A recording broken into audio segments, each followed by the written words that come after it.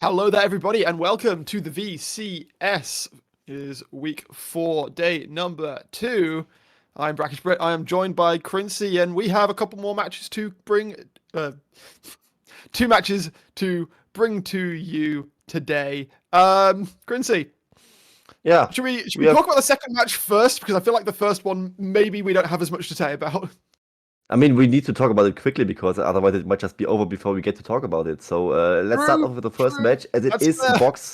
Box playing against GAM Esports, first versus last, or last versus first, as I should rather say. And the second match of the day being Team Wales against SBTC Esports, which is, I think, a more balanced matchup, so to say. Either way, Box Esports, I mean, we have to address the elephant in the room, right? I mean, their expectation probably not that high as they haven't taken a single game so far. But I gotta say, I mean, with me being in the cast, they had this one close game against Second Buffalo, which they almost won. So maybe they can live up to that today. And they might actually have a decent chance of it because GAM have made a kind of spicy change today. They've brought out Playcool, their substitute mid laner, to play at least for the first game of this series. So perhaps even the other team's not quite taking Box so seriously at this point in the split. Yeah, it might just be one at least a small angle for the side of MGN Box Esports to find the win, as they may be kind of underestimated by the side of GAM. But here we see the standings again. GAM being there 8-0, MGN Box Esports the mirror opposite of that one, as they have 0-8. However, GAM, I mean, we see it in the points. They are not 16 in game score, so that must mean that they at least dropped like some games on the way. Should be 5 if I see it like this. Yeah, they are 16-5 Yes. overall. So, I mean, they at least drop some games here and there. And I mean, if they feel their substitute mid laner just to test some stuff out and just maybe show some disrespect to the opponents, this might just be the way in for MGN Box Esports to finally steal away a game. And where exactly, if you had to pinpoint an area that, the biggest bright spark, the biggest point of hope for MGM Box, where would you say that is?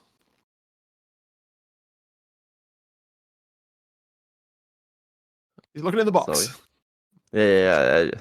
I just got a phone call through the same headphones. Speaking in the box. Was a bit awkward. I literally didn't hear you. I wasn't even distracted, right? Either way, speaking of box and their bright spot, so out of that one, I'm kind of impressed by what Slows could pull off on the Draven, and regardless of the bot lane in general, it was also Tomio, the jungler, enabling them very well in this one-second Buffalo game, and also. What I liked in that game was a Cassiopeia from Nogo in the mid lane. He was also playing very well. Sanma kind of not the outstanding player in general, but he can also like not feed against Kiaya for a game or two. That should be possible, especially with Kiaya not having like the hottest split ever he has. So I think that Box, at least on paper, should like have a 10% chance, especially if they play against substitute mid laner to take anything from Gam here. We'll have to see how that goes out as we go on to the Rift. You were talking about the Draven. Worth pointing out that when GAM and MGM Box played each other in week 2, we did see it get pulled out in the bot side, but GAM pulling out the Ziggs as a counter pick option, as a Ziggs appreciator myself, was very cool to see that come out. And of course, it is very contrary to how Draven wants to play the lane, wants to get the axis spinning, wants to run at you. So drop a minefield, drop a satchel, kind of laugh in Draven's face as he flails around trying to get axes in your direction. Yeah, exactly. That could be one of those things that Gam might pull out here. The Ziggs into the Draven. Also, what I expect even more would be the Veigar pick, just in general, not maybe against the Draven, but in general, with Veigar being very, very strong right now, Word of Ages plus Seraph, such an insane combo right now for Veigar in the mid lane, especially globally. I mean, yesterday some of you guys might have seen the LCS matchup of FlyQuest against one of these, where Vikla played it multiple times to great effect against Bjergsen. But GAM is not like that. They just like to play it in the bot lane, so maybe they can show some style today and absolutely style on MGN Box Esports with another 2-0. I see what you did there. But also, it is just really nice going for the Roa Seraphs. It makes Veigar so hard to burst out. You put the baby cage down, you've got to go through all of that bonus health that you get from picking up Roa, the shield from Seraphs as well. It means that there's one big worry point that you don't necessarily have to think about as much. The enemy team can commit so much trying to get onto your carry, or they have to have any real hope of bursting them out. And of course, if they overcommit killing that main carry, then the other carries on the team like in this case, Kiaya, play cool, then have free reign to play the rest of the fight. Yeah, and also speaking of the bigger picture, I mean, GAM yesterday, 99% fan favorite against Team Flash, 1% audience of Team Flash, managed to lose the game to Team Flash, which of course is not that much of a surprise considering how Flash played their overall split so far. But I mean, if that is possible, why wouldn't MGN Box Esports be? I mean, why, at least this time, GAM not really feeling their full lineup.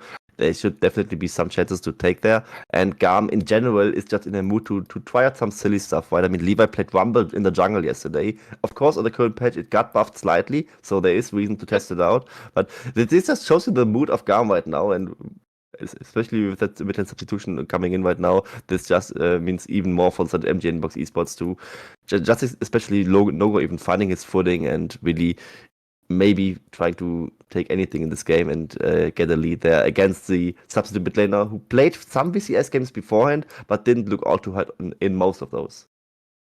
Yeah, this is his first time obviously being fielded this split at least.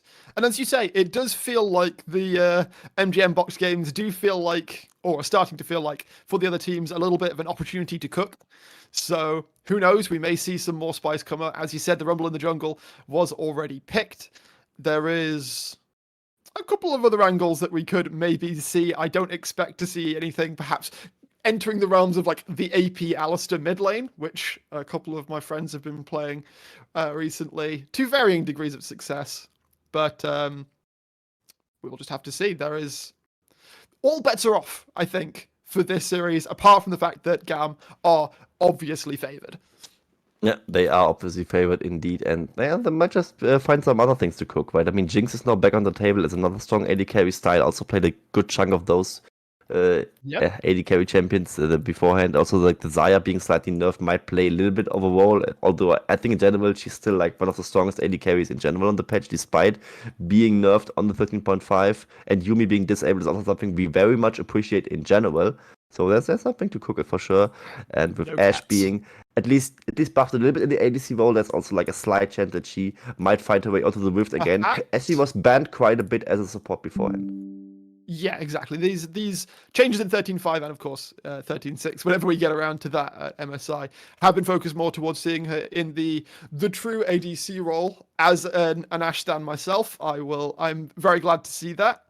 But well, I'm interested to see, as you said about the Jinx, hyper carries are starting to become en vogue again. And we are seeing, as you said, the Jinx coming back into the fore quite a lot. Aphelios is also coming back a lot. So it'll be interesting to see if the teams want to prioritize that. As you said, of course, Style, we've seen, like to play the Veigar. There is a potential opportunity for, especially the Jinx, to be a good option against that, because of course she can play from so far away that she's not at much risk of getting bursted out. And we do indeed see the fan vote coming through. Is anyone even slightly surprised by the result? You know what? I'm actually slightly surprised by even there being the 1% for MGM Box.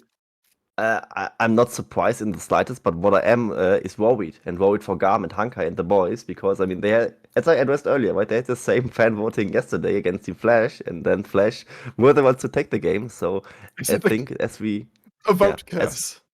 As we load into the draft and already see the first few bans, Draven and a lot of other AD carries already taken out. Interesting to see Caitlyn still seeing so much priority. She did see a nerf on this patch, and while it may look fairly innocuous, just 2 base AD, a couple of base armor as well, that does change a lot of her matchups quite significantly, and we will see the Xayah nerfed, but still, as you say, very, very strong, and it will be first pick locked in for MGM Box.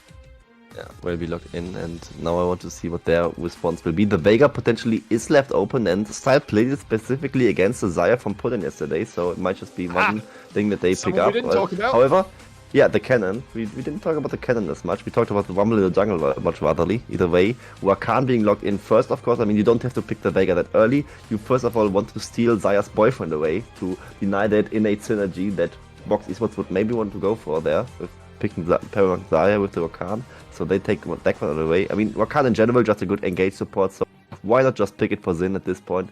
It's just a good option for them as MGN Box Esports rounds out their second round of champions, and it will be the Leona against the Rakan, which is also a good counter. Love to see it. Yep, fantastic. If we see Xin going too aggressive, then take a shield to the face, followed by the full fury of the sun, and yeah, if he is not careful, he's a good engaged support option, but of course, unlike the Leona, unlike the Nautilus and such like, Rakan, very squishy, very much relies upon the fact that he is tricky to get around fights. So if he gets locked up, he will probably get taken down. Lee Sin got picked up for Tomrio here. Looks like GAM are going to close out their first rotation with the jungler as well. Yeah, it looks to be their opportunity of choice to take either the Wukong or the Vega right now. They opt out in for the Wukong as they don't want it to be banned away in the second rotation. Wukong, of course, very good against other AD junglers with his stones passive. Can just get this free armor value in, does HP value generation, and usually just wins all the duels against any AD jungler. Even Lee Sin, who's quite a duelist himself, can't really do much against the Wukong in the straight up 1v1. And Wukong in general, right? Just around the level 6 mark becomes such a menace in these team fights, in these small skirmishes, and can do a lot of stuff early together with Cannon as well, and that's what Levi wants to have this game. As they are narrowing down the mid lane pool, both teams actually are, with Wise and LeBlanc being taken away. Let me throw out a hypothetical here, Quincy. If Style is to play the Veigar this game, what do you give to Playcool? Because you kind of need an AD threat in the mid lane here. Jace has already been banned away, we've seen that played in the mid a fair amount, but what remains open? We don't expect to see the likes of Yasuo, Ione, Zed. We could see the Tristana. We have seen that picked up across multiple regions, and that would certainly fill the role of a reliable source of AD damage that, if Playcool is feeling spicy, could also go crazy levels of ham if you need. Wukong mid lane. No, just kidding. Either way, they banned the Syndra out themselves, so I think they actually prepare something like the Vega Tristana combination here, which is something that even Splice went against the teams of GAM in like 2019 Worlds back in the day. And however, they just go for the AD carry option right now, as they are hovering it at least. I mean, don't get baited by hovers is what you tell every caster out there, so maybe we shouldn't do that one. Either way, them banning away the Syndra is still surprising to me, as that was like the staple Playcool champion back in the day, in the few games he did play in the VCS stage. So them taking it away is definitely a surprise, but a welcome one, as they lock in the Zeri, so they must have other options in mind for Playcool this time, and I'm all up to see it. Yep, so it would seem, and yep, as we said, hyper carries on Vogue. We saw all three of the main ones hovered, but Zeri will be the one that is eventually locked in for Style. We now see the option for top lane. Sunma going to be playing the Malphite this game. Might have a slightly rough early lane into Kiaya, but that is one heck of a go button. It definitely is one heck of a go button. Actually, a horrendous laning phase to play. Usually you pick Cannon into the Malphite, so I don't know why Slows wants to self-counterpick himself. They must just be for the overall team composition, I guess, to just have this one more engage button on top of the Solar Flare from Leona being there, and maybe Tomio finding a good angle for a kick. Either way, GAM rounding out their composition with the Ari, as it seems, and that's not a hover, that's actually a lock-in. So into the Malphite, a lot of magic damage now being picked up. Earlier on we had a little bit of a worry that they don't have enough AD threats, but with Zeri and Wukong together, they overall still have a well-rounded composition, I would say. So GAM definitely checking all of those boxes. And they, of course, have one box left to check, and that is Team Box. Speaking of box competition themselves, yeah, that comp is also not poorly rounded out at all, I would say. I mean, at least they have a good bot damage at this time. So let's see what Slows and the support can do over there to really threaten the bot lane from GAM, who have been phenomenal in the series of yesterday. What actually interested me, though, Quincy, is the fact that we saw the Malphite locked in, which is usually, you can use it as peel, but we often just see it as the aggressive, we are going now button. But then we see the Victor locked in, who is pretty much the pinnacle of, I want people to play towards me sort of champion. Like, Victor does not want to be pressing Q and having to do a 100-meter dash to land the auto attack afterwards. He wants enemies to come towards him, similar to an Azir or something of the such like. And if Sunma is going 2 screens that way to engage upon the enemy, then it feels kind of awkward, I think, for both Xayah and Victor to execute in those situations. So I'm going to be looking to Sunma to very much be playing more restrained on the Malphite and be looking for engages either just specifically for picks, which shouldn't be too difficult. There is some slipperiness on the side of GAM's comp, obviously. Spirit Rush from Ari, the ability of Zeri to spark dash over walls, get out of dodge that way. But if he commits too hard, then it's going to be a situation where we've got Malphite, Lee Sin, and Leona over here, and Xayah and Victor over here, thinking, well, what do we do now? Yeah, might just be one problem that MBE Xbox has to solve themselves in this game, as Sunma, yeah, you just now addressed it, right? I mean, he can't just engage too far away. Victor and Xayah really just more want to have this close range combat, but I actually agree with your notion on that one, as they just can look for picks with it. Otherwise, they just have this Victor and Xayah as a stabilizer, so to say, as they don't want to get engaged on too hardly. But I mean, it's Ari into Victor, a very good lane for the Ari in the early game especially. But if that Victor gets to scale, if he gets to pick up his Glow's Evolution passive stacks, he can just be a menace in general and just control these huge zone areas and make Drake fights even easier for the side of MBE Xbox. And this might just be their way to go in this game, however, as we load onto the Rift and see the bot lane already fighting for this level 2 early on, or level 1 even maybe. Immediate engage from Zodiac there. A little bit of damage onto Style, but obviously not enough of the follow-up. Xin doing the smart thing, going straight onto slows, making sure that he couldn't put too much hurt down onto Style in the super early. And we see that bot lane looks like it's not going to be the super focus this game, as both AD carries starting out with the Colt, just going, all right, we're going to chill for the first 10-15 minutes, get this stacked up, get our first item spikes a little bit quicker, and then we can look to do more things out and about on the map. It always looks kind of awkward when Leona just engages level 1, right? She either just hits a Centipede or just a Shield of Daybreak, right? And can't have like both. Alistair. So, yeah, she just goes in and does absolutely nothing, which is kind of funny to see. Either way, I think that's also like a funny mismatch with this Carl being on both ADCs, but they still just go ham at level 1, which is kind of something that... It's VCS. Expect no less from the VCS. Yeah, and also another thing I noticed is like the difference in the jungle items, or even the fact that there is no difference. I mean, earlier in the day, everyone was picking like Bulbasaur, and now they all just went back to Squirtle, with both going the blue jungle item.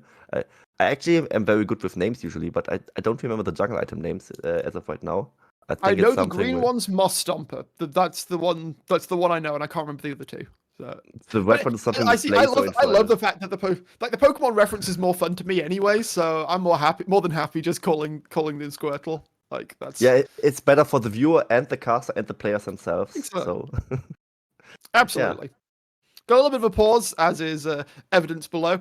Don't worry about it. I imagine if you've been around VCS for a while, you know that this happens all the time.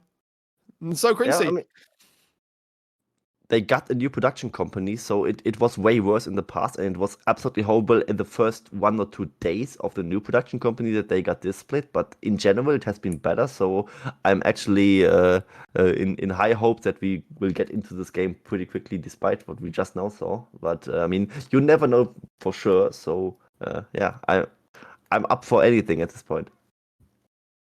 So, how do you expect this early game to play out, since we've got some spare minutes to chat going through these stages? You already said, despite the double cold start, that both of these bot lanes, of course, can look to go quite aggressive, and these junglers, of course, are both ones that want to make things happen in the early game. Are you expecting there to be brawls bot side, despite what you would expect to be the more scaling-focused starting item pickups? I mean, that's kind of like a paradox with Wukong in general. Like, he's not a good farming jungler, but he is a jungler that can counter gank to some extent. That's what I want to see maybe from Levi. If we see more of those with both junglers jungling down towards the bot side of the map, Tomio might just be inclined to do more early game action, as he on the Lee Sin can do that pretty well compared to the Wukong at least. And Levi, just as he knows that, probably wants to cover for it a little bit. He probably doesn't want to go for a jungle proactive gank himself. But for what he's doing right now makes a lot of sense. Tomio already being on his web buff. And Tomio is kind of the jungler that goes for these cheesy level 2 ganks even sometimes. This time he doesn't opt in for it, as he's now finishing his red buff and just paths towards mid lane instead this time. So, Summer's not having a great time top lane. 4 CS to 18. Kiaya having complete free push in these early lanes. Knows that Lee Sin started towards the top side. Tomrio actually does show himself towards the bottom side of the map. Gets spotted out with that Scryer's Bloom. Xin and Style should not be caught out by this. And, well, I was going to say 3 lanes of early pressure, but Slows and Zodiac were able to game prio towards the bot side. And obviously, Lee Sin also showing up down there means that GAM do have to relent a little bit on the early pressure. But we see Kiaya having the lion's share of top lane. We see Playcool pushing Nugu in, at least in these early stages. So early objectives should be GAM favored. That is Levi indeed showing himself towards the mid lane. Going to chunk about half of Nugu's health out. No need for flashes or anything. But Nugu has only just returned to lane with the teleport.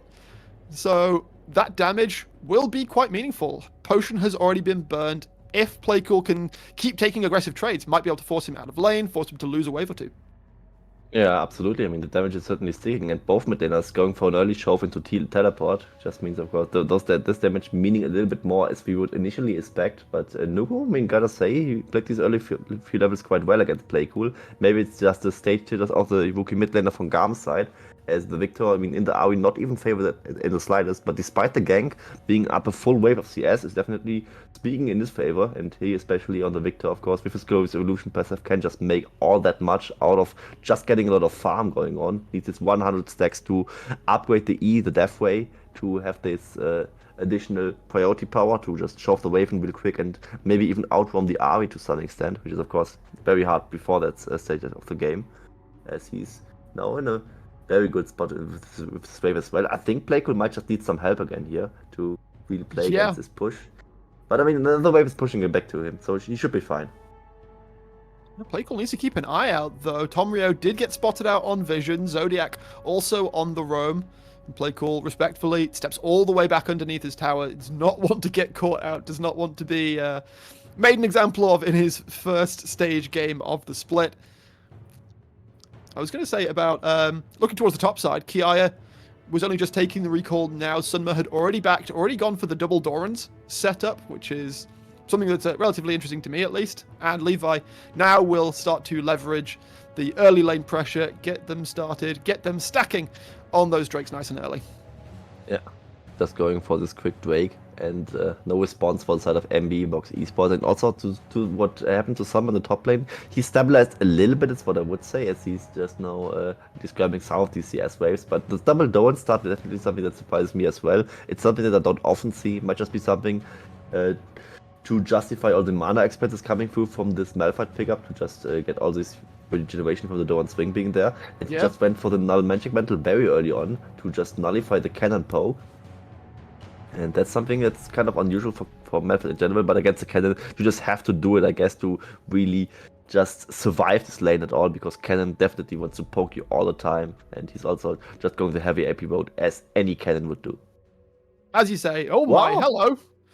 Playcool, playing it cool, finds himself a solo bolo in the mid lane. We'll get a replay of that, hopefully, in a couple of moments' time. What happened? I mean, I saw as much as you did. Maybe observers can show that very soon. Either way, just there we go. Oh, he just spirit watched into his face and jumped into his face and then just pressed all his buttons. And what was that flash? And what's that Chaos Storm? I mean, he was hitting absolutely nobody with that, and he only had one opponent. So, yeah, just hard to play against the mobile Ari, and that's one of the things where Ari is just good against Victor, right? She just can hop around a lot, and Victor doesn't like that much. And Playcool for a rookie, that's one hell of a showing, and I'm a bit sorry for Box Esports. There was this one lane that was going well for them. Well, Playcool still a little bit behind in CS, or at least was prior to that 1v1. Zodiac actually be able to find an angle onto Style here, but again, the jump forward comes in. Xin goes too far forwards, trying to peel for his carry slows, and Zodiac will take that one down. You don't quite want the kill on the Leona, but I mean, I suppose a little bit of extra tankiness didn't hurt. Kill is a kill, and also a whip perfect game for the side of GAM on this one. Either way, didn't really respect the level 6 power spike coming through for Slows, who was able to use the Featherstorm in this play. And I mean, of course, on GAM's side, you have to pause now. This is absolutely unacceptable. We dropped the kill for no reason. Xin didn't even get to flash in this instant as he was snared up. And yeah, now might just be the salty pause coming out. Either way, we don't actually know if it's a salty pause or anything. I don't want to go too deep into the interpretation of why there is a pause right now. Disclaimer, every statement made by these casters is made purely for the sake of fun and not because we actually think people are getting tilted. It's like, oh no perfect game. FF go next, try and get a reset. on the match. No, playing at this level, obviously, there is a certain degree of there's this thing. It's called competitive integrity, and very important What's to that? be very important. That is, the teams obviously they want to win. They want to win fairly because, I mean, what's the point in wins gained through nefarious means? Actually, then again, this my mind jumps back to various different match fixing things, but those are in different regions. Has anything like that ever happened in the VCS? I don't know. I Probably, yes. Yeah, I think they it's actually probably have, but somewhere. I don't want to reward the players who did it, like with mentioning the names. I mean, that's a No, thing of the no. past, and of course, the new VCS. I mean, since I joined the VCS as a caster, this hasn't happened. So I think maybe I was the difference maker. Either way, don't want to reward myself too much with that one, as the technical pause is still ongoing, of course. And I mean, the game state, I think overall, I would say it's kind of okay for Box. I'm just a bit worried It's at not the mid lane solo horrendous. kill. Yeah, it's not horrendous. I mean, this bot lane 2v2 kill might just keep their hopes alive, so to say. And Malphite falling down something as a cannon. I mean, we knew that even It's post gonna draft happen. already. It just happens, and it doesn't matter the bigger picture. If it stays like that, right? The Malphite, even if he is down 250 CS, he can still just press ult, right? That's exactly why tanks are just so nice. Lob them up on the weak side island. They can fall as far behind as they like, as long as they don't drop like 4 kills. Then um, you're gonna be fine. As you said, like yeah, things like the Ornn, like the Malphite, you can press R and you will have had a notable impact on the team fight as long as you haven't sent it to Narnia.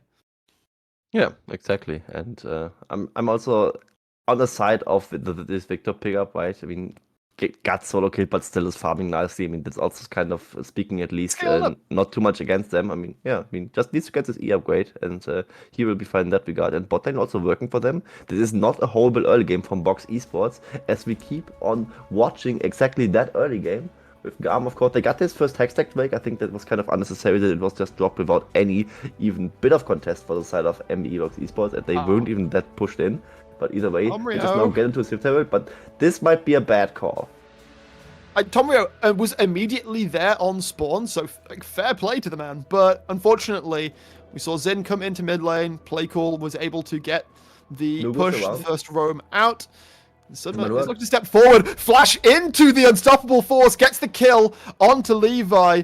The eye is given across as well, and it's chaos in the topside river. Star trying to flash forwards. That's a double kill for Nugu on the triple picked up as well. Chaos and decimation as Playcool will try and play forwards, grab another one. Is able to take down Tomrio, but that's 3 kills onto the Victor that got solo killed a couple of minutes ago. That is 75 stacks on Glorious That, Evolution, just nonchalantly handed across in the river.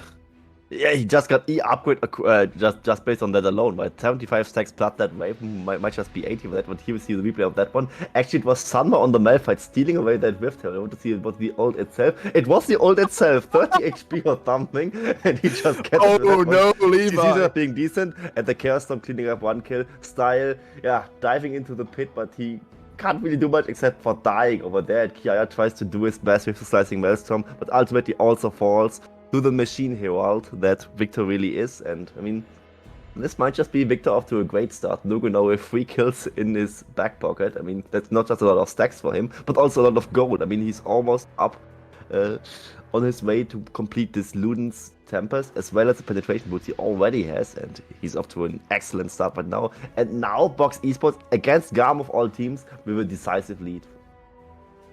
With 3 for 1 and taking the Herald away from that fight feels kind of illegal. In fact, the fact that some even got that is kind of insane to me, but that does indeed put MGM Box Esports in a fantastic position in this early game, although Nugu now having to respect the fact that Levi did show up towards the bot side. Meanwhile, though, 3 people go down. Zin is just casually chilling in the mid lane, and Style will be left to the Wolves. Herald will be dropped in the bot lane as well. I don't know if it'll be enough to take the full tower. Levi and Zin are kind of zooming their way down here. They will have to extricate themselves from that situation, but that's still a lot of gold, a lot of plates into the pockets of MGM. And actually about to start, but here you see in the replay quickly, I will just catch him out with the Solar Flare, and I mean, it's not a Zarya, it is a Zevi, you can't just Featherstorm away. No We'll just sums, easily no lock hope. down. Yeah, no sums, no hope. Yes, with that. And we see in the live play, there has been some action happening, but actually not that much. And it was not just a kill on style, but 4 platings falling down with that Herald push. GAM, however, is on the way to get this second dragon. I'm kind of disappointed by that because MBE kind of had their cake in 82 in this last Herald fight, and they still just let all these little chances really slip away with them maybe losing this Drake. I mean, they kind of are in position now to really be strong in this game, and they respect GAM a tad too much, is what I feel like. Yeah, it feels like a good exploitation of the situation from GAM Esports there. We see MBE taking the reset after getting that play towards the bottom side. GAM go, all right, well, they're not on the map. We are. Let's just take that Drake while there's nothing else to be done. We are onto the Chemtech Rift. Levi does not seem to want to give up his blue buff here, but it will have to happen. 3 people in that bot side jungle. Playcool being zoned out of the bot side. Solar Flare is dodged away from, keeping it cool.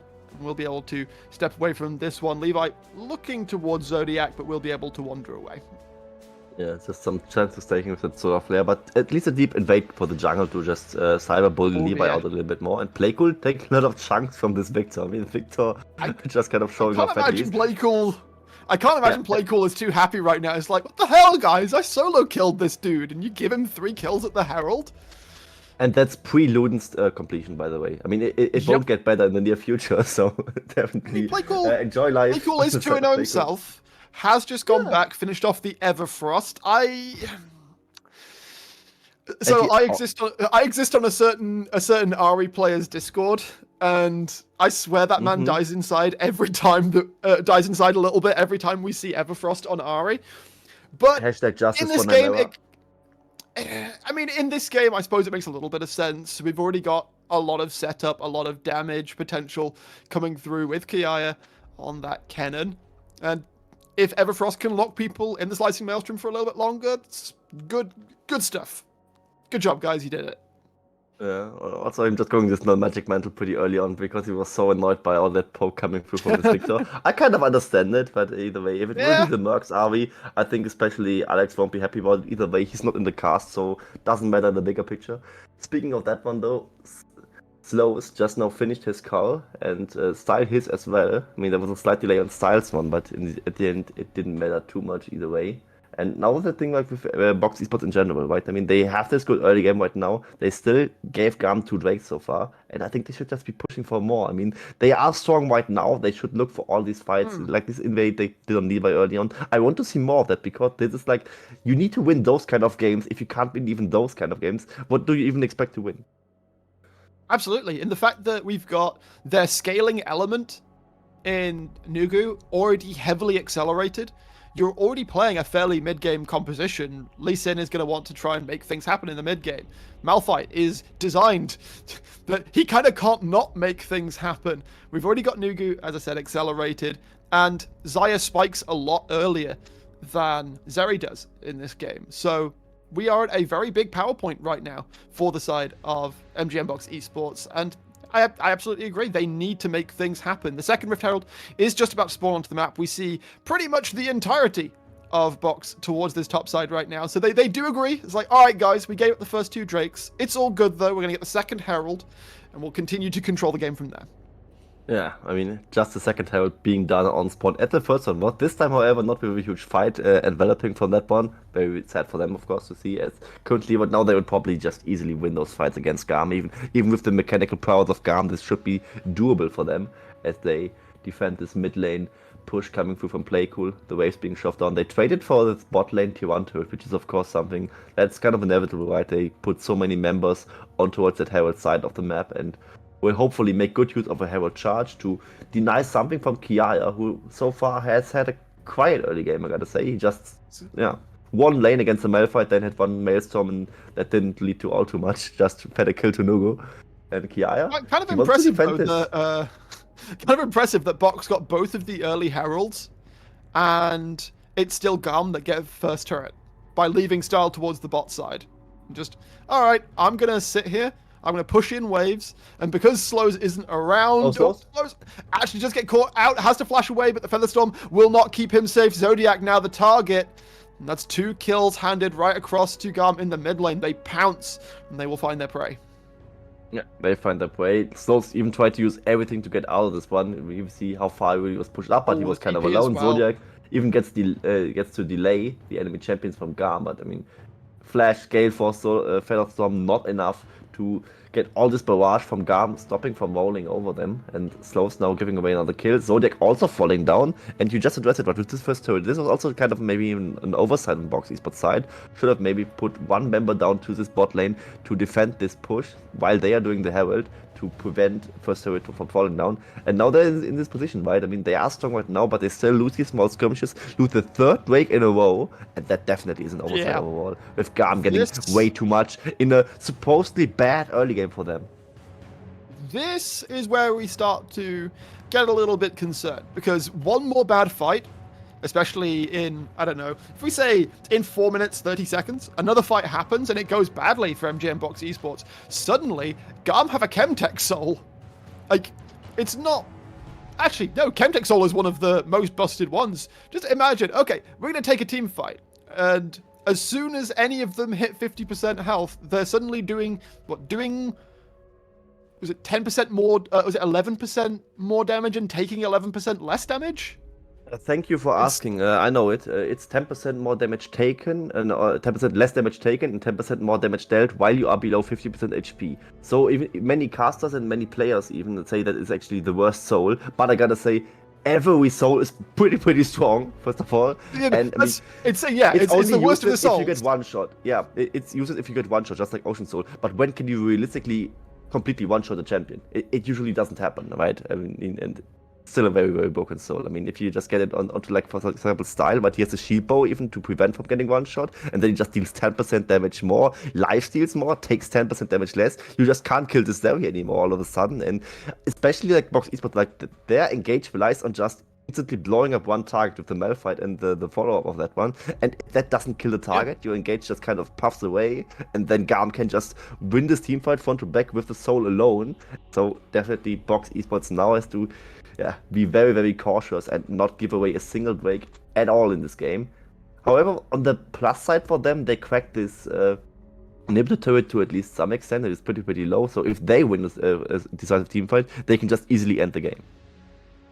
Absolutely, and it may be a case that perhaps MGM Box Esports call GAM's bluff a little bit. We've got Baron obviously coming up in just under a minute and a half's time. There is the potential angle, as you say, that there's a low health inhibitor turret. If GAM commit too hard to get the soul, and say Summer goes and prevents backs, then MGM Box could look for a very cheeky backdoor angle, try and finish out the game that way. Although that would require that's a balls of steel play if I've ever heard of it. Yeah. Because if that goes wrong, you've suddenly just given soul across to GAM, and if you're in the enemy base and not ending the game, you're probably losing. And if you're losing, you're probably losing badly. So you've given soul and basically balanced out the gold, presumably, by losing that. So yeah, high risk, and I mean, winning the game is a pretty high reward, but the balancing of the risk there would have to be on point for MGM Box if they wanted to try and make that play. I mean, we have seen crazier things in the VCS, and in general, I mean, maybe that's like an angle to go for these kind of plays, especially if you are like the heavy underdog, right? I mean, speaking of Box Esports, they haven't won a single game this split so far, and they kind of got stolen this one win away from Second Buffalo, where it was just one good team fight, even with them having soul, and they ultimately lost it. So maybe even they could even out team fight the soul. When we just know address the points, it's kind of not speaking in their favor at all if they have to rely on this blowing up one target instantly with the Malphite plus follow-up combination. Either way of that, I mean, the inside track on the mid lane is something that teams, especially in these regions where the macro isn't that proficient, can sometimes ignore. And it might just be you give away the soul, don't even deny the back, and just straight up run away to the base. Or even just one teamfight win for Box would just ultimately be the doom of GAM.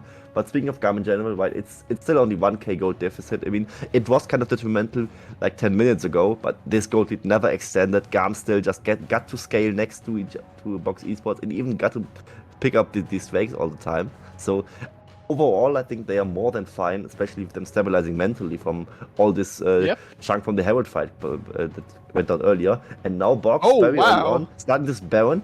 I'm not sure if they just ran out of ideas, but I like it right now because GAM doesn't seem to have an instant roll and reaction base.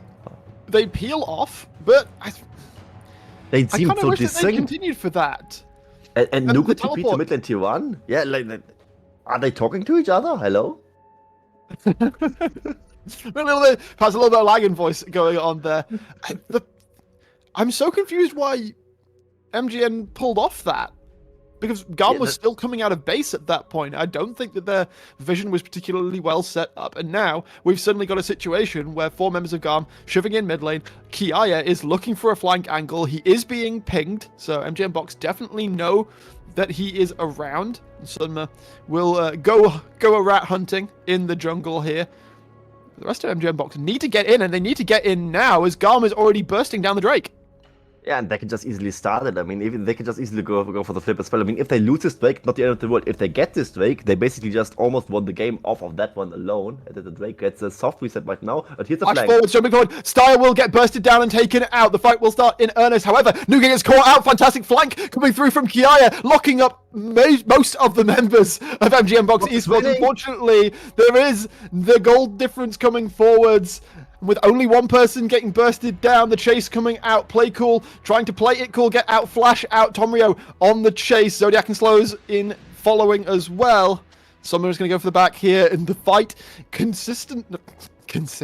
The fight convincingly won by MGN Box Esports. I would love to see that again because Kiaya got the fantastic flank, and it seemed like the follow-up damage just wasn't there. That was the case, and also here we see again how it fell out. Look at what Styles really doing, or even doesn't get to do. And Sunma's Malphite ultimate will be coming out right away, and see the Flash ultimate just instantly gets Style, nobody else, but that's enough, right? I mean, you get Style, doesn't get to press any button, no ult, no Flash, no nothing, and without Style, this play is unplayable. Slows is also just kiting around with his feathers on the Zarya, and nobody can really touch him. Kiaya's flank wasn't bad at all. I mean, they got Nugu in the end, but even like the dead Victor still has a Chaos Storm lingering around, and you still just can't completely ignore it. And with that, Box Esports win this fight 3-1, get the Drake as well of that. They can't take the Baron with Nugu being down, but still huge win for them, especially against a top team. And they at least, I mean, they double negotiate from 1 to 2k at this point of the game, not really meaning all too much, but I mean, just denying this soul and also getting at least their first Drake on the map is a huge win for them. The flank angle for Kiaya was fantastic. But when it came through, when the Slicing Maelstrom came through, everyone scattered from MGN Box Esports. Slows was able to get away. Tomrio was able to evade most of the damage. Summer was tanky enough that he could just get through most of it. We are seeing a Malphite who has built pretty much entirely magic resist this game. Has only just finished the Jack show for himself. Not a single armor item, and he's Malphite. This is anathema. This is antithetical to the design of the champion. But it's working for Summer in this game. Zin now being forced to use the quickness TP coming out from Summer from the bottom lane. Tomrio still going forwards into 3. The confidence is showing for the side of MGN Box Esports as Tomrio basically alone forces 3 members out of the top lane, and they are going to start off the Baron Quincy. And Kiaya's on the bot side. He has his TP up, and they will definitely force this one out on the side of Box Esports. And we just saw Tomrio being the battle ward. Levi is around. They need to take care of him. There is the TP from Kiaya. Don't flip this Baron. You need to take care of Kiaya first. They step away. Baron is starting to heal back up. It looks like they're going to try and find the angle towards Kiaya. I think this cannon is potentially fast enough to get out. Sunma is looking for the unstoppable force. Will be able to find it. Slicing Maelstrom will not do a thing. This rock has built a whole bunch of magic resist. He may as well be made of petrocite this game. We'll be able to get the kill. However, GAM step into the mid lane, will pick up that tier 2 turret. And now as for stepping into the river, looking to contest this Baron once again. Yeah, now Box will start off the Baron once again. With this tier 2 turret being traded, it's actually kind of a small win for GAM, I gotta say. Cool, trying to find the Everfrost. Charm lands onto Summer, and that rock is crumbling down. Levi gets the engage going forwards as well. Playcool trying to step it forwards, takes a large chunk of damage. Tomrio looking for the damage. Slows is going to be able to take down Style. The chase coming through. It's a double kill picked up for Playcool to the backside. 3 members still looking, still searching, but the rest of GAM are already out. Levi going a little bit aggressive aggressive over the wall there. We'll have to sacrifice a blue buff, but that is not that much of a price to pay as GAM go 2 for 2, and importantly, stop the Baron from being taken.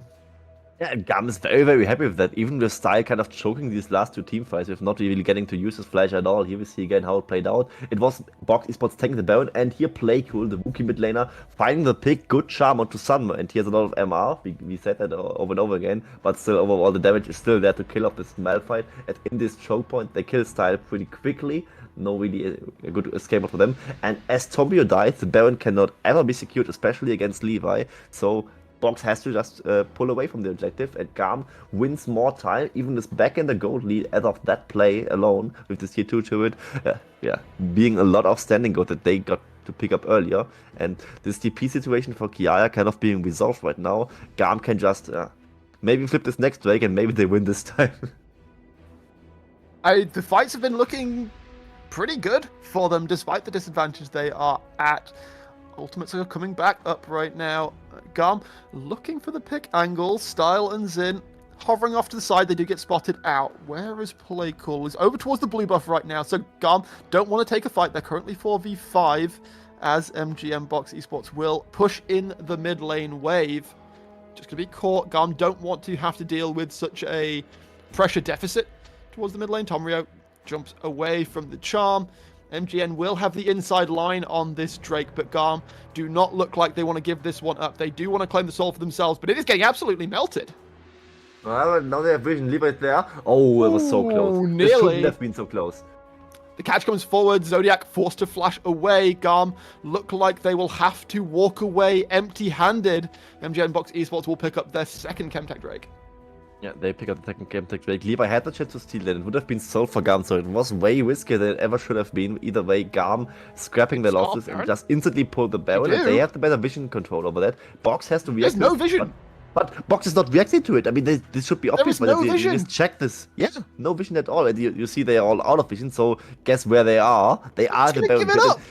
That's such a huge oversight. I'm angry at that. That is criminal from MGM Box Esports. They walk in, they take a Drake for free, and they let GAM walk up, take the Baron from under their noses, and suddenly the gold balloons in their disadvantage. Now GAM is the one who is up 2,000 gold. It is GAM who have the Baron. It is GAM who is now running the Rift.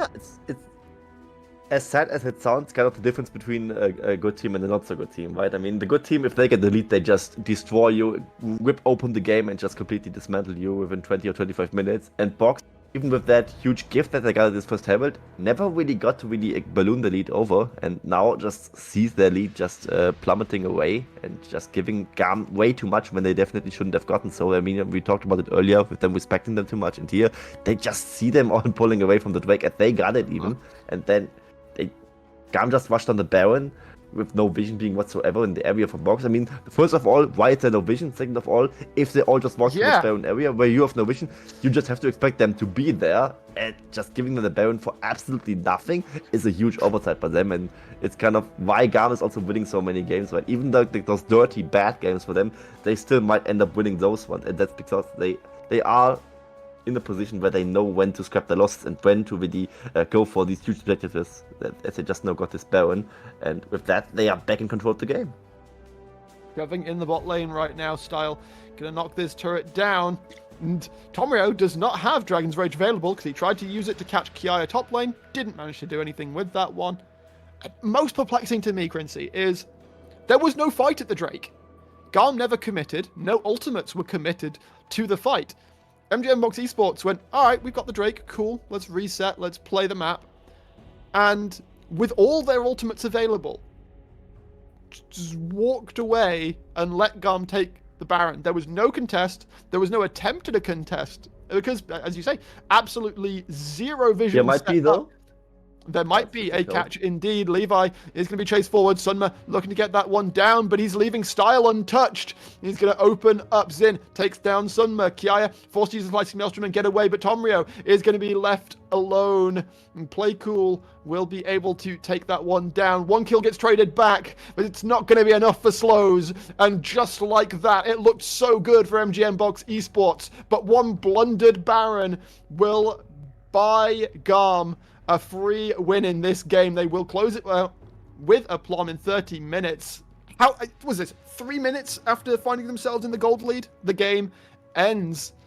And I think that is perhaps somewhat symptomatic of the troubles we've seen with MGM Box Esports. Sometimes it is just one blundered call. It's like a game of chess. You can play 46 moves of good chess. You make one blunder against the wrong opponent, and the game falls away from you. And Yeah. it's Okay, just the continue. Baron. It's just Yeah, the Baron. yeah, that's the thing. It's the only right? difference. If they tried this fight at the Baron and would just get out team fought, I would respect that. But they just now tried this fight at this inhibitor turret while they are already down the Baron, down 3k gold, and they obviously get out team fought by GAM, who are like mechanically more proficient. I have trouble respecting that as much because you could have just had a better fight 2 minutes ago, and they just picked the wrong fights, and that's symptomatic of why they are a losing team in general. This game kind of gives it to them at the Herald mark. I mean, maybe that's a small overreaction because it was 3 kills for the Victor for 1. You got the Herald as well. This should just mean that this is a commanding team in the game, and they never really commanded the game. It never looked like they would be dictating the pace of it. At GAM, I mean, despite falling down, I mean, we see it in the gold graph, right? It was never more than 3k. That's okay for a team of this caliber to just not fall apart mentally and just in the competition, right? And this just means that GAM can take even these dirty wins like this. And I am kind of angry at both teams the way this game played out. GAM, to be fair, GAM, they fell behind early, and as good teams do, it's like, all right, guys, we'll just chill. If they hand us kills, then we'll take some kills.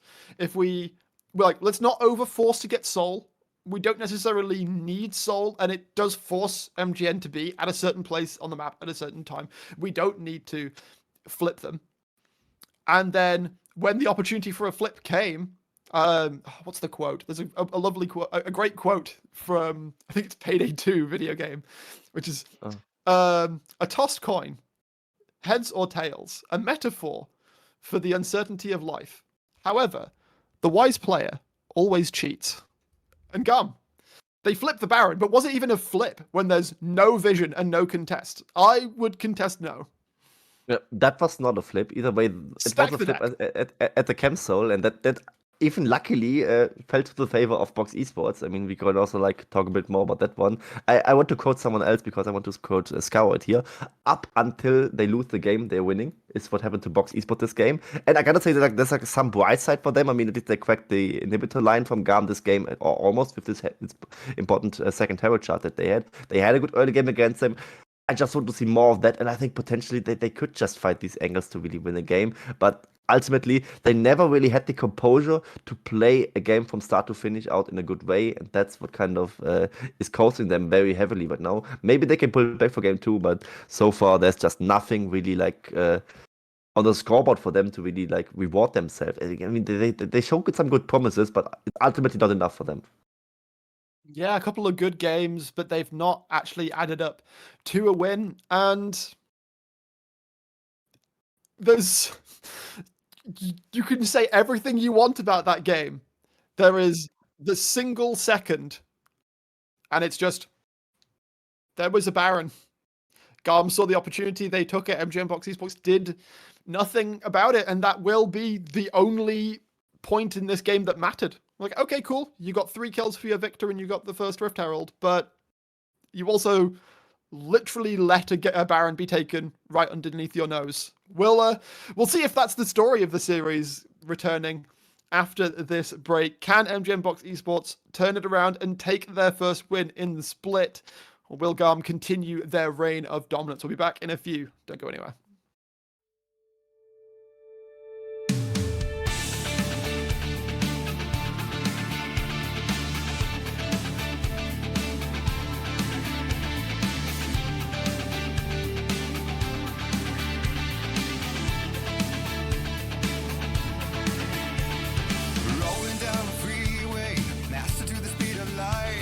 Screaming up in the air, bursting through the night.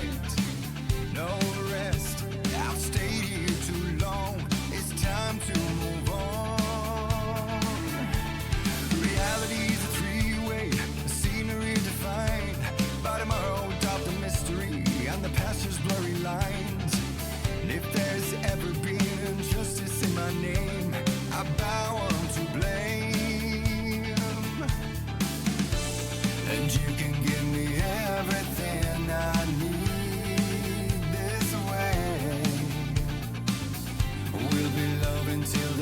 first light of the day.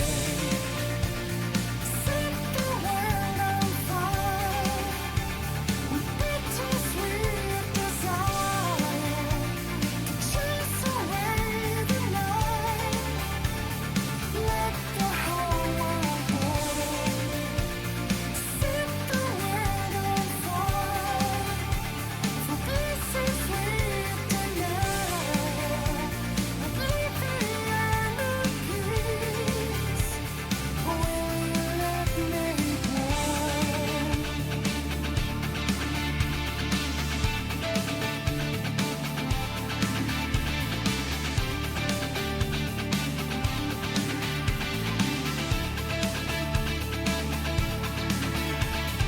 Drifting like a cast off, the shadows got it good. With constant companions, would that I could. Further afield, my nemesis on stilts is gaining on me.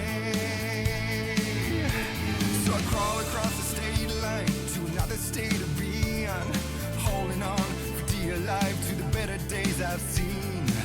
Long for the comfort of your loving arms, your passions, your charms.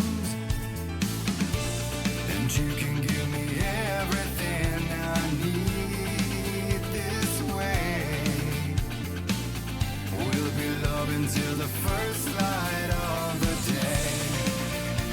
Set the world on fire with bittersweet desire to chase away the night. Let the whole world go. Set the world on fire for bittersweet delight.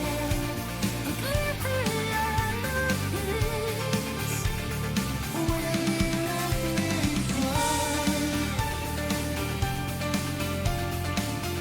Did you ever feel your love eclipse in the sun? I give you the reason I'm still on the run. Disappear in the heavy glare of neon.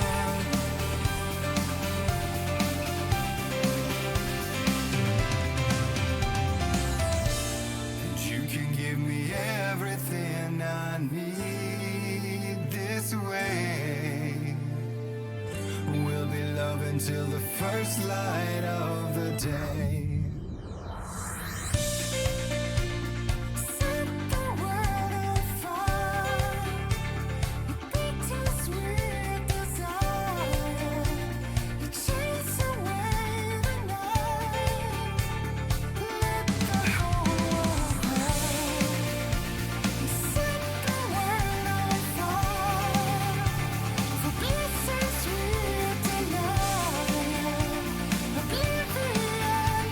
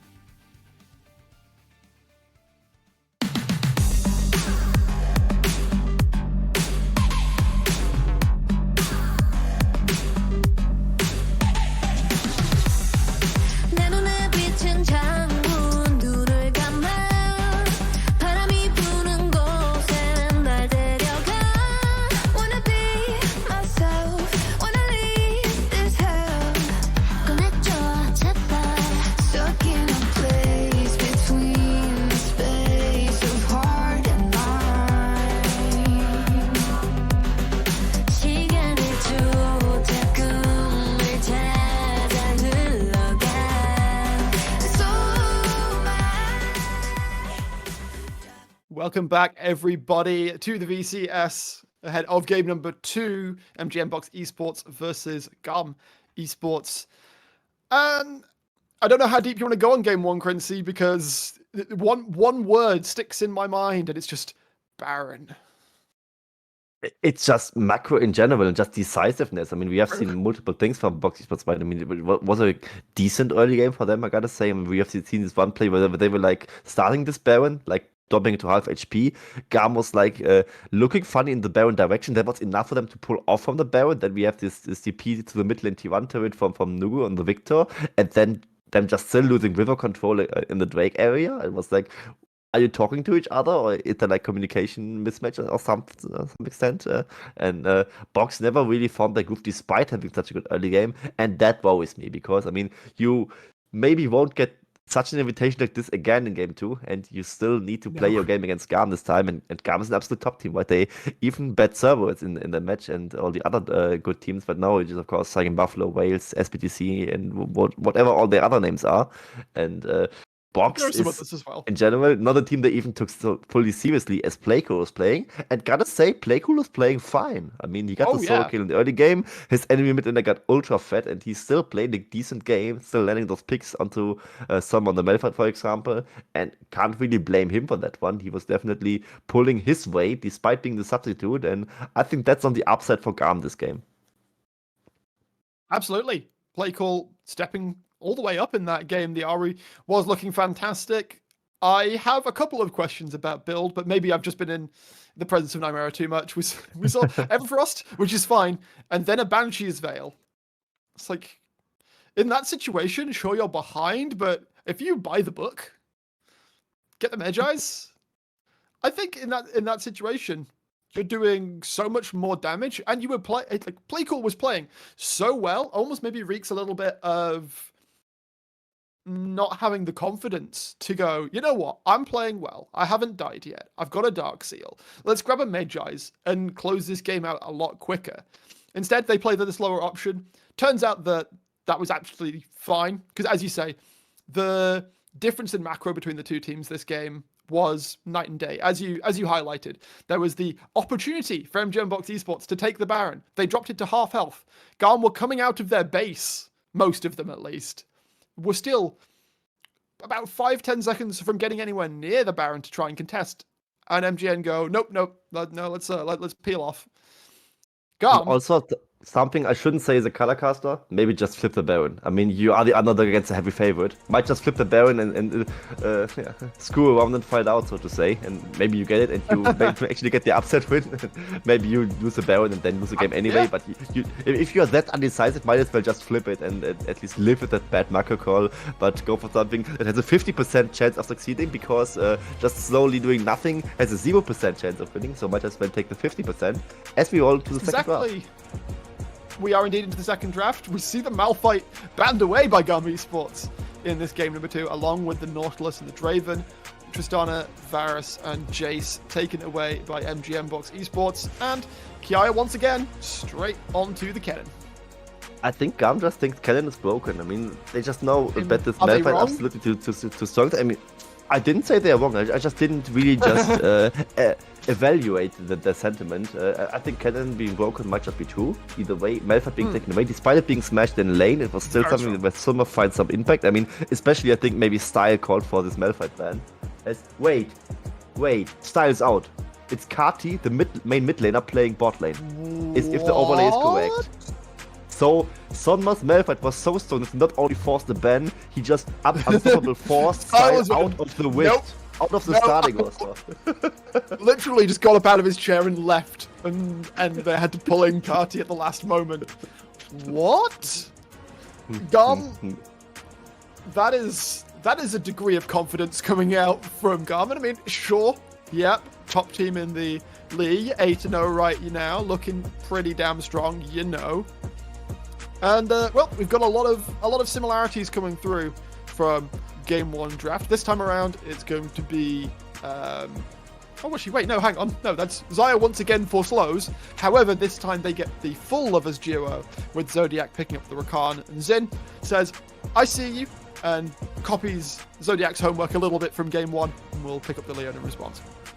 Yeah, Leona being there to flip the support matchup kind of, but still Leona of course very good against the Rakan. And now for Gamma I just want to see how it really plays out, because like, there's like some mid laners where like them switching to AD carry makes a lot of sense because they like play Tristana mid lane, S3 mid lane, stuff like that.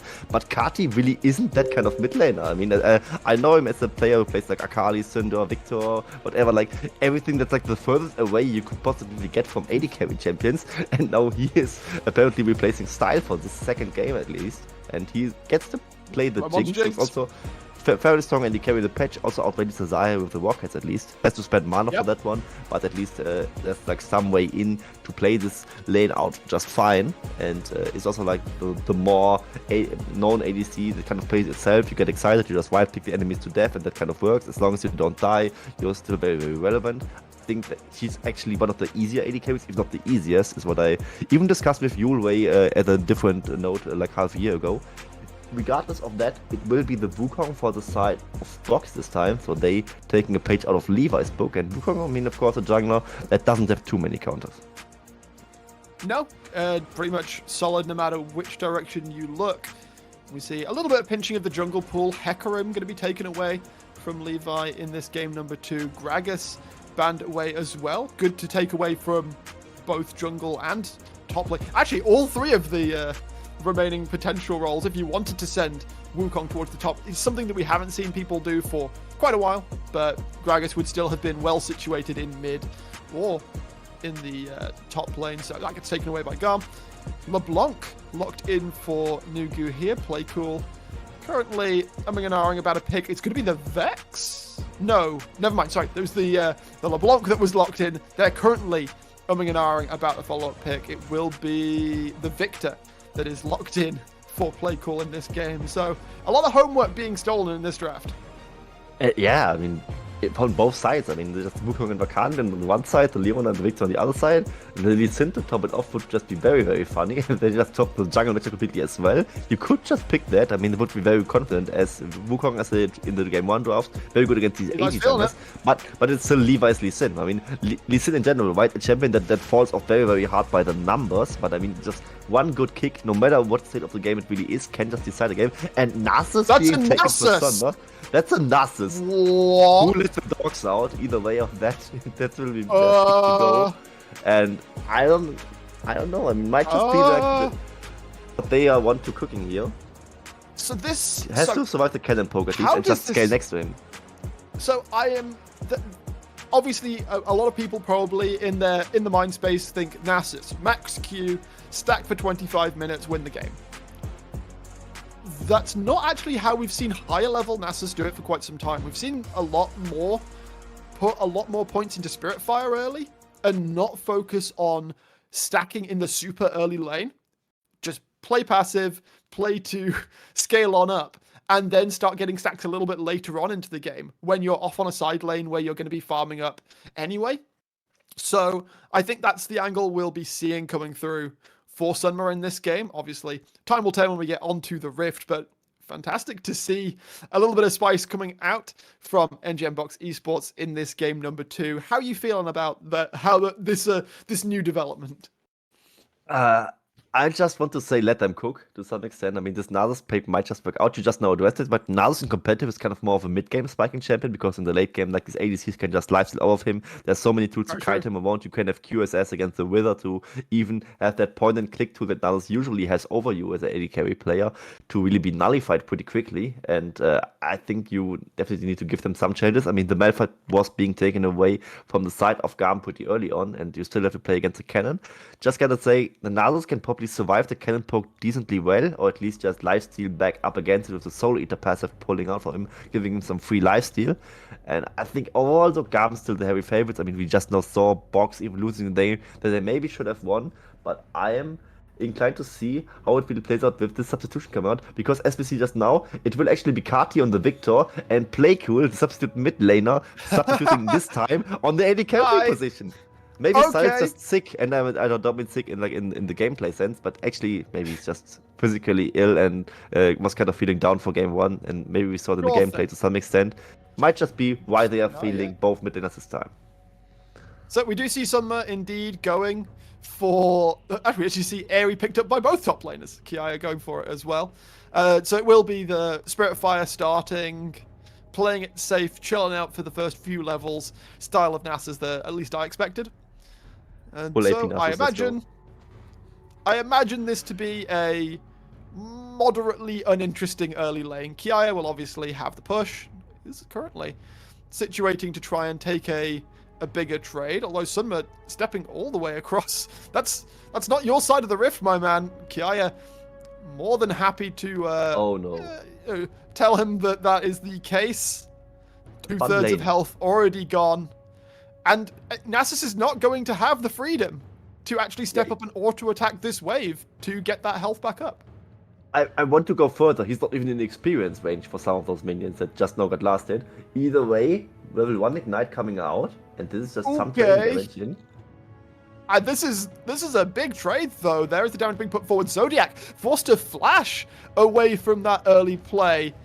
And madness on the map, just in general. Kati and... Playcool and Zin. Maybe a substitute mid laner in the bot lane, but they are not shying away from this level 1 plays. Get the level 2 first, get that shove in, find those advantages. And this is actually somewhat reminiscent of game 1, GAM having push in all 3 lanes in the early game.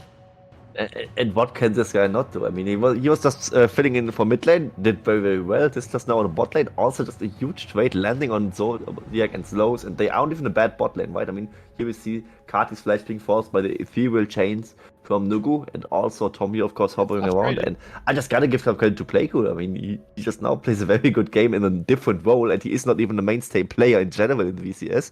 That's definitely a good showing for him. Even if he won't ever find a starting spot on GAM, or at least not in the recent future, he definitely, in this series alone, kind of shows that he might just be a viable pickup for other VCS teams. This is a showreel moment for Playcool. It's like, all right, I can play mid lane, I can play ADC, I can do both of these things. Sunma going to get forced out from underneath his tower, possibly. They're looking for the dive opportunity. There is a stun coming through. Kiaya tanks it up. Levi takes it down. Beautifully executed dive. Nugu will teleport in, but Kiaya is already out. Levi should just be a ward hop from safety. Amazing execution on that first dive. Yeah, I was about to say that this guy dive might just be a tad too greedy as Kiara takes the turret, but very clutch flash by him to deny that last third shot animation to really go through. So definitely very clean play by them. Also forcing the teleport from Nugu, who kind of now is in the wrong spot, teleports to the top lane and just walks all the way back to the mid lane. And you see in the top lane CS department that Sunma is not having fun whatsoever. It's 3 CS to 18, even worse than last game. And this cannon, of course, with Doran's Blade, Karlstad even now can definitely cash in big with 100 CS being completed for his side later on. And he definitely wants to keep doing what he just now did with harassing the Nasus, even zoning him away from the wave, maybe even from experience range. And this will definitely not be the early game that Sunma hoped for on this dog pickup. No, yeah, he is in the doghouse right now. He is having a rough time. And Kiaya, meanwhile, is like, all right, Levi, thanks for coming top. Thanks for putting this guy in the ground. I'm gonna grab a cull and chill for 15 minutes, and just continue this CS hegemonic domination in the top lane. Nugu, fair play to him though. I love the aggression in this matchup, although does need to be careful if Levi showing up. Tomrio will be able to cover that one out. Zodiac actually spotting out Levi in his own jungle, and they're going to try and take some of this away from GAM's jungler, try and make an advantage for themselves, because top lane, of course, is How far is the chicken chasing him, by the way? All the way to the river? yes. To the halfway point. Yeah, all the way. And now they need to get something out of it. Kati's flashless. Oh, Kati trying to find the catch. Levi is able to jump forwards. Nugu going to be able to take that one down, but Zin and Playcool are coming into the mid lane. Flash comes out from Tomrio, but the damage is there. Playcool will take it down, and Zodiac, you're on the wrong side of the map, my man. Does not have flash available, but should be able to use the grand entrance to get out. Gets to the blast cone. We'll be able to get to safety. The zap lands, though. Slodes is going to look to try and trade this one forwards. Zodiac is able to get out. That's good map movements from GAM to respond to that play. Yeah, and first of all, I think Boxy spots were fine to really go for this one, but they definitely didn't really get the results out of it. Luckily for them, Victor not getting an assist before really falling down, so it was not really any close evolution stacks taken for the side of Kati, but Playcool here with his first kill. We see the play again as they first of all collapse onto Kati, who is of course a flashless Victor, easy target for them, but Levi is ready for the safeguard to at least delay this play a little bit, and now the Zenith Blade coming out from Zin, they get all the damage onto Tomio, kill him off with Playcool's Warcats, and it's just 1-for-1 at the bigger stage of the play, but here we see, or don't see, as Tomio falls to Kati's laser, and that's plus 25 for the victor.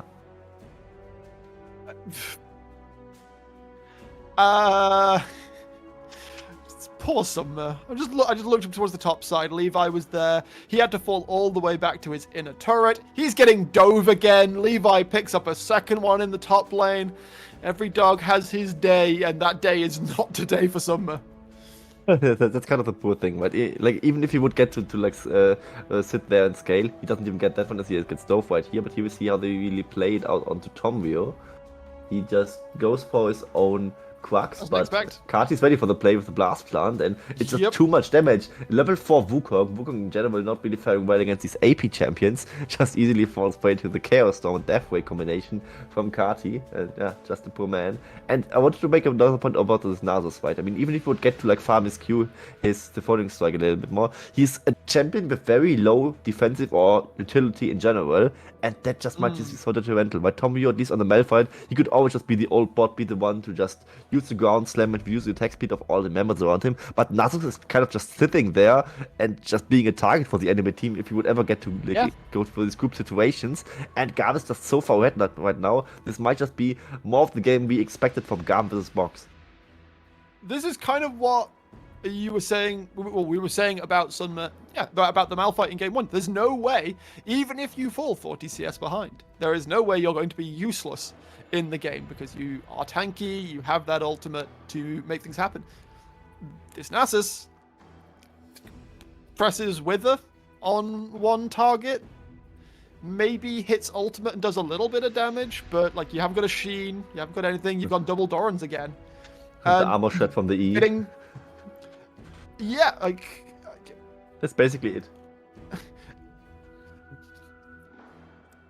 You may be shocked by this, Quincy, but I'm not convinced. Yeah, rightfully so. I'm also not convinced either. I wasn't even trying to convince you there. However, this game kind of mirroring game 1, the losing team picking up the first wave, but GAM just doesn't care, right? I mean, they got the Herald in the meantime. They can easily just crush this dog in the top lane once again. However, Kiaya is got his flashback up. Yeah, Kiaya is proxying.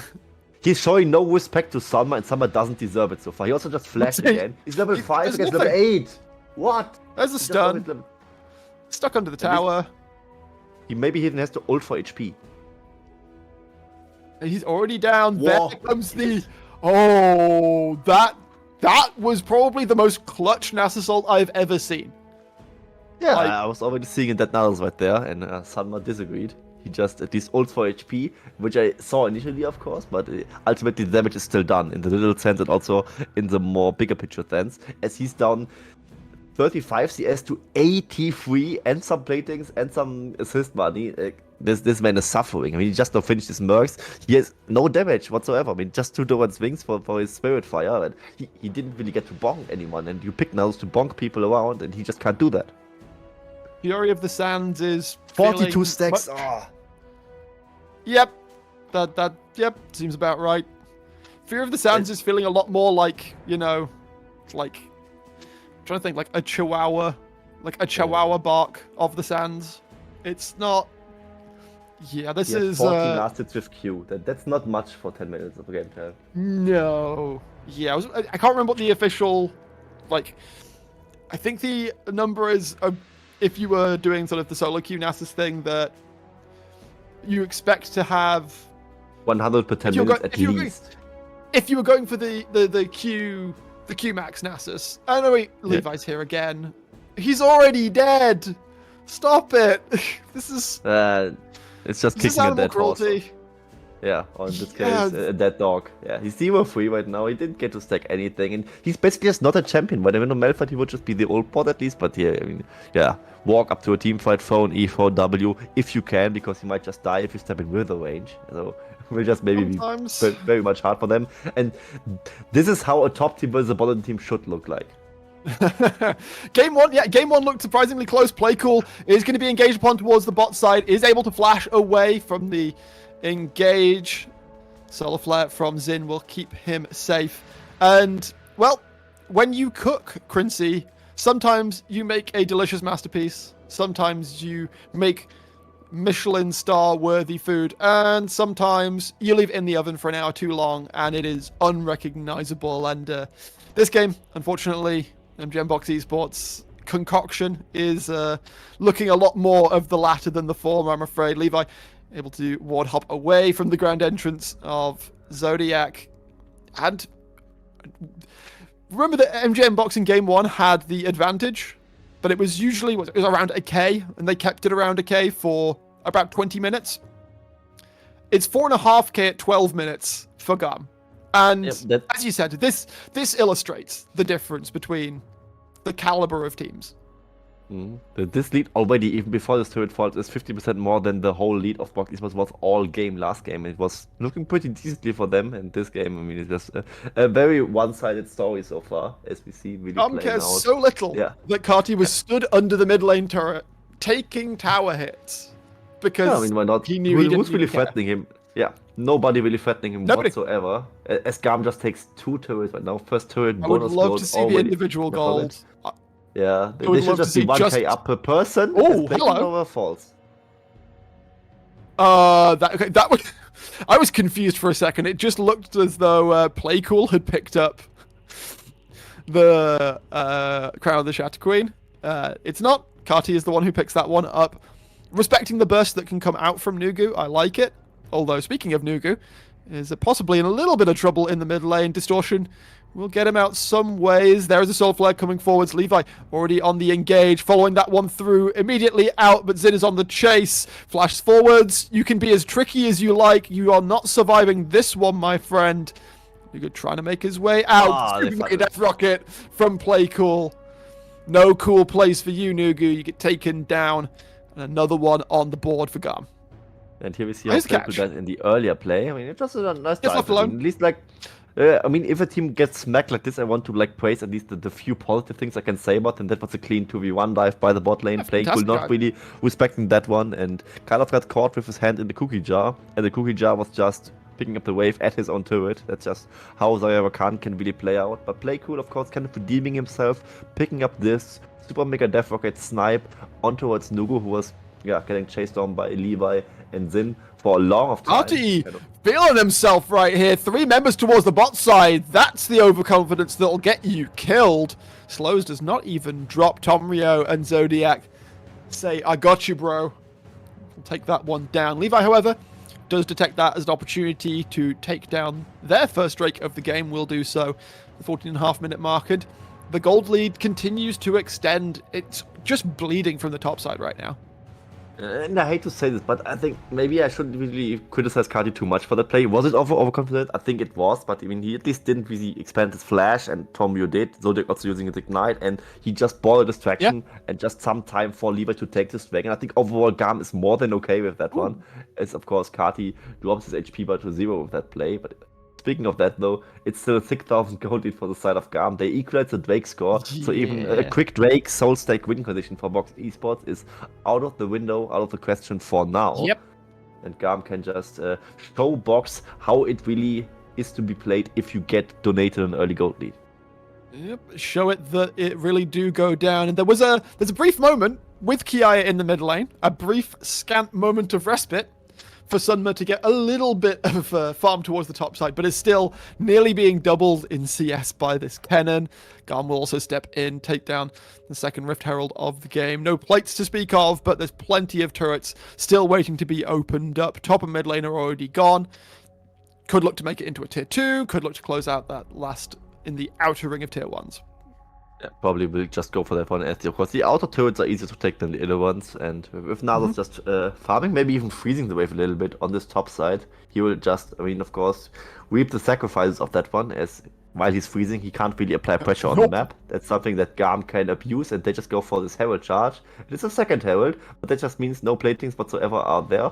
And they, with guiding this push, can just easily go for the inhibitor turret, maybe even the inhibitor. However, that one would be very, very early, and that would just give free experience to the side of box. But if you're that confident in finishing, you might as well just take the inhib. The inhibitor gets taken down at 16 minutes. As you say, normally a bad idea. There's the engage coming forward. Zodiac managing to lock up several members of GAM, but they are so far ahead. Levi heals up basically half of his health with the Gore Drinker. Tomrio being chased underneath his own Nexus. Flash gets slows away from the Super Mega Death Rocket of Playcool. And GAM, they aren't playing around this game. 5 members in the mid lane at 16.5 minutes. They are looking to end this one.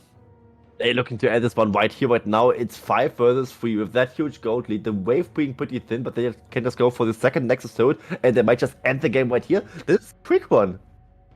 This is a quick one indeed. Not quite a dancing Shirley, unfortunately. But GAM still looking to close this one out. MBE are actually respawning here, though. Carty will get taken down. They're still trying to hammer down on this Nexus. They aren't able to do it. The respawns come through. 3 members of GAM will fall for their hubris. Kiaya and Playcool able to get out. Detective Sunma is on the case.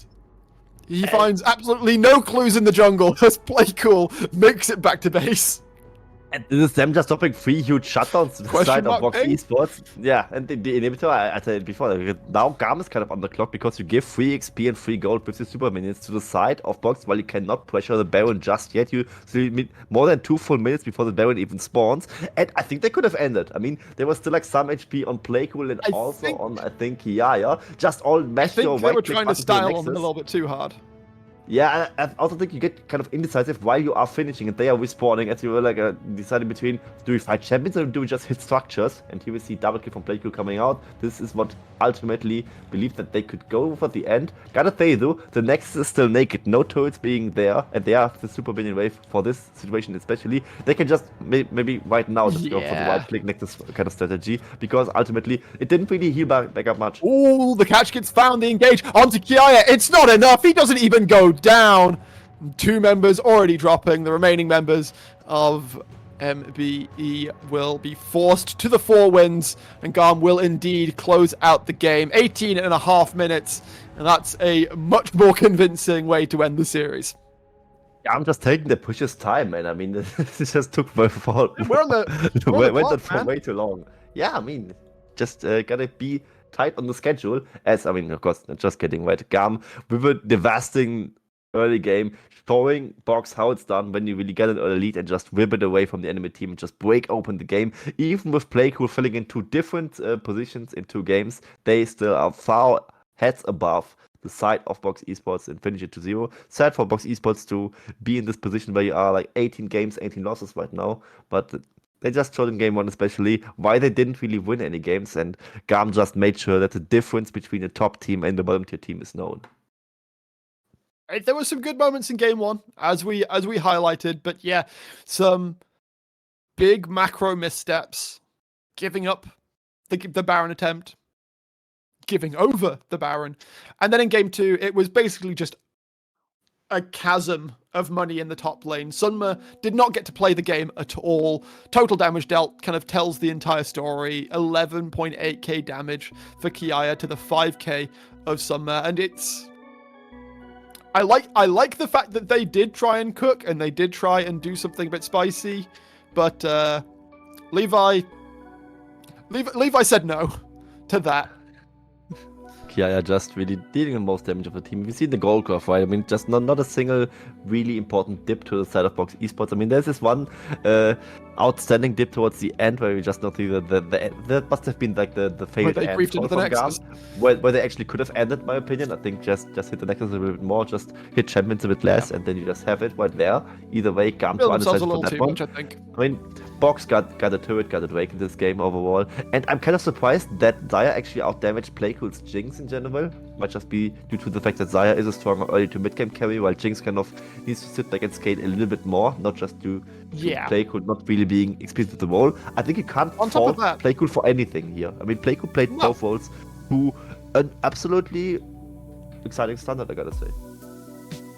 I was big fan of it, yeah. In game 2, I'm not surprised too much by the fact that Playcool did less damage, because a lot of the game he was left alone on the bot side. We saw him, of course, get dove and die, but that's mostly because for a large portion of the game, Xin was out on the map, enforcing GAM's lead, advancing it, and which meant that, Playcool had to just kind of chill on the bot side, and sure, he died a couple of times, but nowhere near enough to balance out what was happening on the opposite side of the map.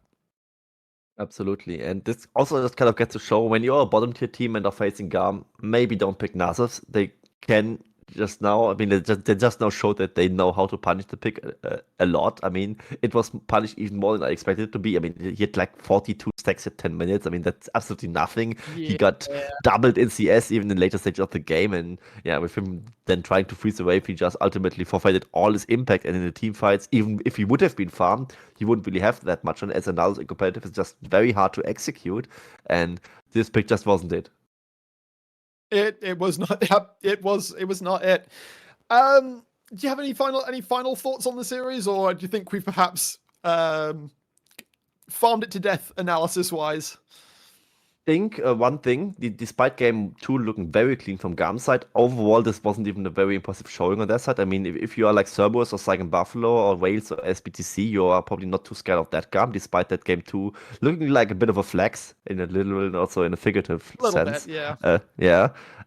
However, I think it's still a 2-0. They didn't really have to show anything new. The only thing they really showed is that they can just feel play cool and still be a decent threat to anyone, even if it's mid lane or bot lane. Like both Kati and Style just can get sick one day and they are still a competitive team. Other than that, I think Box showed some promise, but not all too much of it.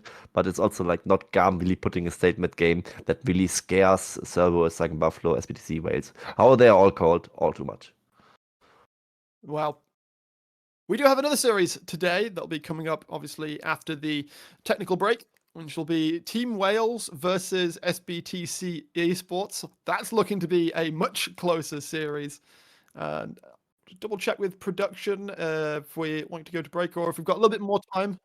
All right, we are going to throw it to a break, but we will be back in a while with that second series, Team Wales versus SBTC Esports. We will be here. Hope you're there too.